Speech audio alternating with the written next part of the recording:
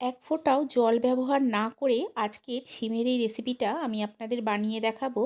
শীত থাকতে থাকতে একবার এইভাবে শিমটা বানিয়ে খেয়ে দেখবেন যে খেতে কতটা সুন্দর হয়।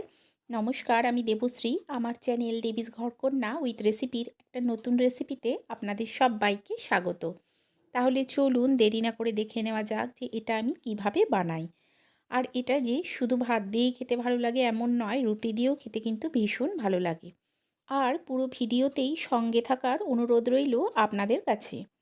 এই রেসিপিটা বানানোর জন্য এখানে দেখুন আমি নিয়ে নিয়েছি শিম।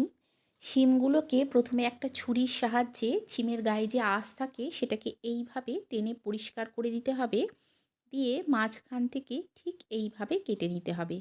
সমস্ত শিমগুলোকেই এইভাবে আমি দুখণ্ড করে কেটে নেব। তবে হ্যাঁ, শিমগুলোকে আপনারা চেষ্টা করবেন যেন কচি হয়। কচি শিম দিয়েই কিন্তু এই রেসিপিটা বেশি ভালো লাগে। শিমগুলোর ধারে যে আঁশটা আছে সেটাকে ছাড়িয়ে নিতে হবে। ছাড়িয়ে নিয়ে মাঝখান থেকে এইভাবে টুকরো করে নিতে হবে। সমস্ত শিমগুলোকেই আমি একই রকমভাবে কেটে নেব। দেখুন সব শিমগুলোকেই আমি ঠিক এই রকমভাবে কেটে নিয়েছি। কেটে আমি এখানে রেখেছি।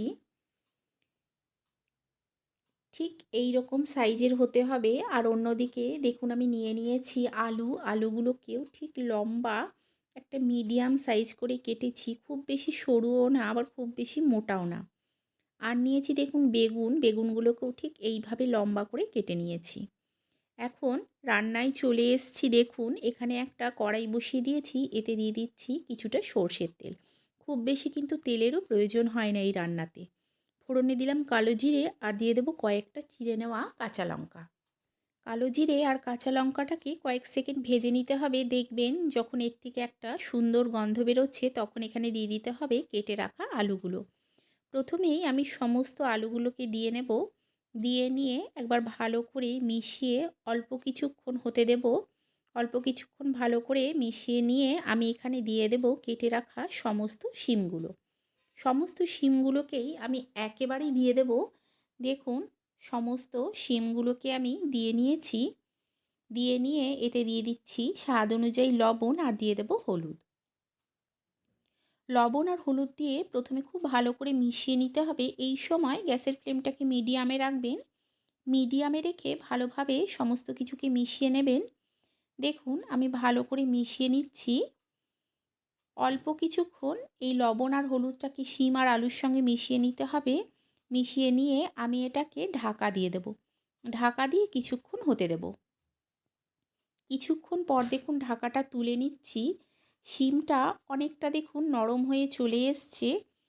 এই সময় এতে দিয়ে দিতে হবে কেটে রাখা সমস্ত বেগুনগুলো।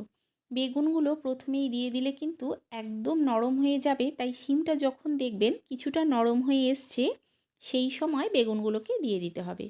বেগুনগুলোকে দিয়ে শিম আর আলুর সঙ্গে ভালো করে মিশিয়ে নিয়ে এতে দিয়ে দিচ্ছি দেখুন অল্প একটু জিরের গুঁড়ো।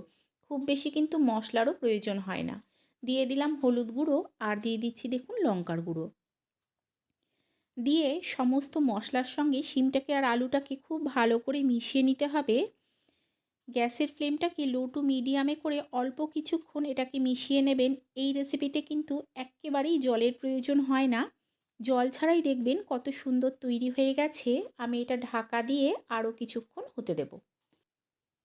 আরও কিছুক্ষণ পর দেখুন আমি ঢাকাটা তুলে নিলাম। তুলে একবার ভালো করে মিশিয়ে নেব। আর কিন্তু ঢাকা দেওয়ার প্রয়োজন নেই। গ্যাসের ফ্লেমটাকে লো টু মিডিয়ামে করে এটাকে হতে দিতে হবে। আলুগুলো কিন্তু প্রায় সেদ্ধ হয়ে গেছে। দেখুন এই সময় দিয়ে দিতে হবে টমেটো। এখানে আমি একটা মিডিয়াম সাইজের টমেটো টুকরো করে নিয়েছি, সেটা দিয়ে দিলাম। টমেটোটাকে দিয়ে এর সঙ্গে খুব ভালো করে মিশিয়ে নিতে হবে। শিমের এই রেসিপিটা এত সুন্দর খেতে হয়, গরম ভাতের সঙ্গে খেলে তো আর কিচ্ছুর প্রয়োজন হবে না। আর রুটি দিয়েও খেতে কিন্তু ভীষণ ভালো লাগে। কিছুক্ষণ এটাকে মিশিয়ে নিয়ে আমি এতে দিয়ে দেবো মিষ্টি। যেহেতু নিরামিষ, মিষ্টিটা দেবেন, খেতে ভালো লাগবে। আপনাদের যদি এই রেসিপিটা ভালো লেগে থাকে লাইক করে দেবেন, শেয়ার করে দেবেন, কমেন্ট করে জানাবেন যে কেমন লাগলো।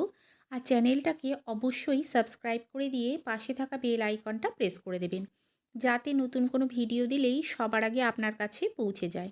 দেখুন মিষ্টির জন্য আমি কিছুটা চিনি দিয়ে ভালো করে মিশিয়ে নিলাম। মিশিয়ে নিয়ে আর অল্প কিছুক্ষণ এটাকে হতে দেব। শিম আলু সব কিন্তু খুব সুন্দরভাবে সেদ্ধ হয়ে গেছে।